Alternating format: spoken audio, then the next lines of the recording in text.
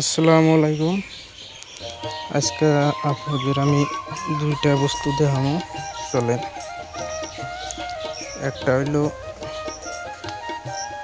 আম গাছ। এই আম গাছটা মূলত আনা হয়েছিল আমার বন্ধুর বাসার থেকে। তো আম গাছটা খোপায় নতুন চারা। আম গাছের ফলটা এত ভালো, আমগুলা মানে আপনার সিজনের লাস্ট টাইম পাকবো আমগুলা, আর পাকার পরে এত মিঠে, এটা বাসার বাইরে মানে বহুত টেস্ট লাগে। তো ওই জন্যে আমি কি করছিলাম, আম কয়টা বন্ধুর বাড়ির থেকে আহার পরে আনছিলাম। আনার পরে আমটা খাইয়া এই আইটটা ফালিয়ে এই চারাটা বানানো হয়েছে। গতিকে এই জন্য যত্ন করে রাখা হইতেছে যাতে এই আম গাছটা উড়ান যায় আর কি। ওই জন্য বহুত যত্ন করে রাখা হয়।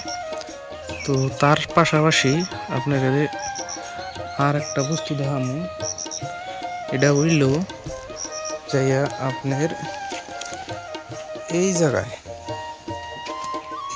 দেখেন, বাড়ির সামনে এই একটা পাইনাপেল অর্থাৎ আনারস গাছ এই যে এই জায়গায় একটা লাগানো আছে। তো এই জায়গায় একটা লাগানো আছে। তো মূলত এর পাশাপাশি 3টা আনারস গাছ এখানে লাগানো আছে। তো জানি না আনারস আমাগো এই মাটিতে কি ধরনের মিঠা হবো। হয়তো প্রথম লাগানো হয়েছে, ফল আসার পরে টেস্ট করার পরে হে দিশা বান যাবে আসলতে এই গাছটার ফল আনারসটা কি মিঠা হয়, এই মাটিতে কত দূর মিঠা হয় এটা পরবর্তী টাইমে দেখা যাবে আর কি।